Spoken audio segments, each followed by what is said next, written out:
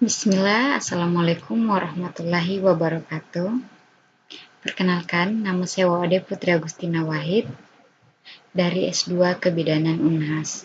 Pada pagi hari ini, saya akan membahas materi transport sperma dan ovum, fertilisasi dan implementasi. Pertama-tama, saya akan membacakan nama-nama kelompok saya yang terdiri atas Wade Putri Agustina Wahid, yaitu saya sendiri.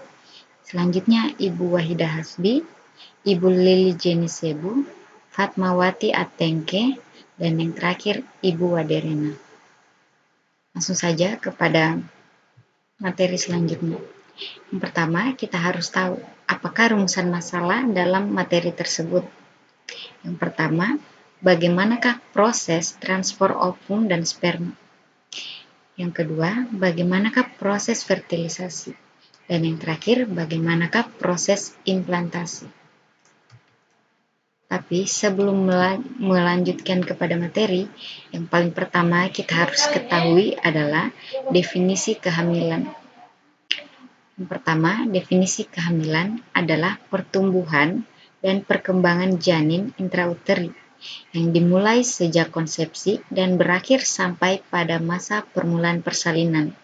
Kehamilan normalnya sekitar 280 hari atau paling maksimal 40 minggu atau 10 bulan, tidak boleh lebih dari perkiraan. Jika lebih, dapat mengancam bahaya nyawa janin tersebut. Selanjutnya, langsung beralih kepada transportasi ovum, yaitu pada saat folikel telah mematangkan ovum yang dibantu oleh hormon FSH, maka hormon LH berperan untuk melepaskan ovum untuk melakukan evolusi, kemudian ditangkap oleh benang-benang fibri dan menunggu sperma di tuba Fallopi atau biasa disebut ampulla Taubi. Selanjutnya, proses transport sperma. Ketika sperma telah mencapai fucus cervix dan sperma telah menembus serviks tersebut, maka sampailah sperma kepada uterus. Kemudian, sperma bergerak sejauh 18 cm menuju ke serviks rahim dan menuju ke tuba Fallopi untuk mencapai ovum. Selanjutnya, kontraksi mioma akan mengaduk sperma saat mencapai oviduks dan mereka bergerak melawan silia. Gerakan tersebut akan dipermudah oleh kontraksi antiperistaltik atau otot polos oviduk. Dapat kita lihat di sini gambarnya bahwa sperma akan terus bergerak dan mencapai tuba Fallopi untuk bertemu ovum. Di sini kita bisa melihat gambarnya bahwa sperma mendekati ovum agar bisa masuk ke dalam ovum. Selanjutnya, fertilisasi. Fertilisasi pada manusia akan diawali dengan terjadinya koitus. Fertilisasi merupakan peleburan antar inti sel spermatozoa dengan inti sel telur wanita atau ovum. Proses fertilisasi ini dapat terjadi di bagian ampulla tuba Fallopi atau uterus.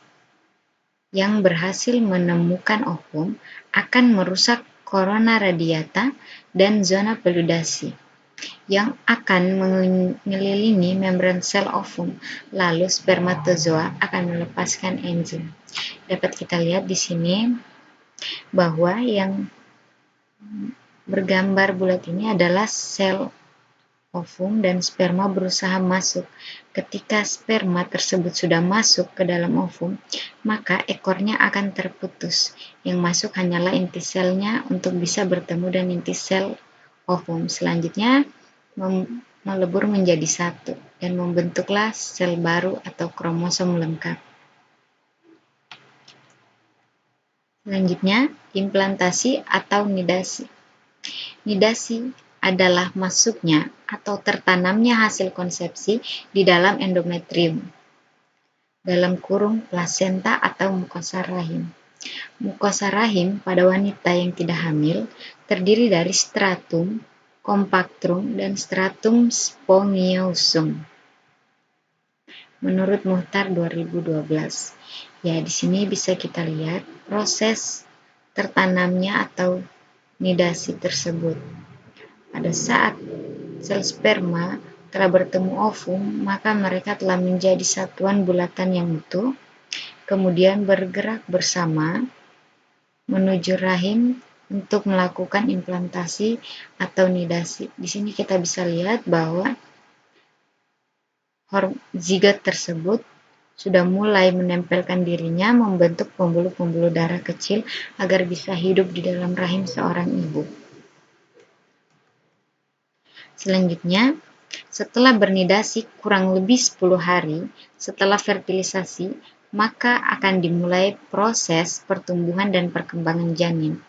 Janin akan terus berkembang dari inner cell menjadi internal cell mass. Dalam proses tersebut, terbagi menjadi 3 masa dalam pertumbuhan janin tersebut. Yang pertama yaitu masa pre-embrionik atau kurang lebih 2 minggu setelah fertilisasi. Masa selanjutnya masa embrionik atau 2-8 minggu setelah fertilisasi. Selanjutnya yaitu masa fetal kurang lebih 8-40 minggu setelah fertilisasi. Dapat kita lihat di sini gambarnya. Pada hari pertama setelah fertilisasi, sperma mengelilingi sel ovum untuk melakukan fertilisasi. Setelah sel sperma mencapai ovum dan telah teraduk di oviduk, maka selama proses 5 hari tersebut akan membentuk banyak sel-sel baru, akan menciptakan kromosom-kromosom lengkap pada bakal janin. Selanjutnya, pada hari ke-28, mulailah terbentuk sel-sel yang mulai menguat. Di sini tulang belakang sudah mulai terbentuk, sel-sel tersebut sudah mulai membentuk otot-otot rawan. Selanjutnya, pada saat di hari ke-34, sini sudah mulai terbentuk janin dan organ-organnya sudah mulai bisa terlihat. Yang pertama kita bisa melihat mata sudah mulai terbentuk dan tulang belakang sudah mulai sangat nyata kita lihat. Selanjutnya pada hari ke-40 sampai 42. Di sini dapat kita lihat sendiri bahwa sudah mulai membentuk janin dan jari dan kaki dan tangan sudah mulai bertunas, wajah sudah mulai bertunas.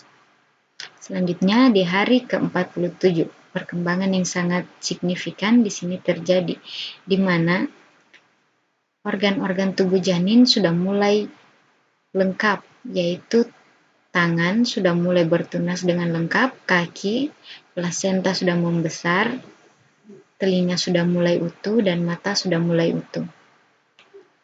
Selanjutnya, di minggu ke-16, di sini sangat besar perubahan tersebut dan sangat cepat. Dapat kita lihat sendiri bahwa organ-organ janin telah lengkap, plasenta pun sudah mulai mengecil dan telinga sudah sangat baik, jari dan tangan sudah mulai utuh sempurna, dan yang selanjutnya pada ke minggu 40. Di sini organ-organ tubuh janin, organ di dalamnya pun telah lengkap dengan sempurna. Rambut sudah mulai tumbuh, plasenta sangat memanjang dengan sangat baik. Pada bagian tubuh janin sudah dipenuhi dengan lemak. Tangan dan kaki janin sudah sangat siap untuk dilahirkan. Rambut pun sudah sangat panjang. Kuku-kuku kaki sudah mulai tumbuh dengan sangat panjang.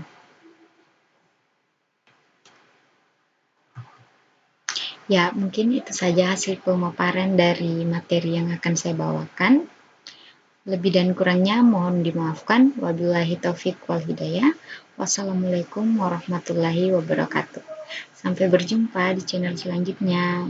Saya Wade Putri Agustina Wahid. Mohon undur diri. Assalamualaikum.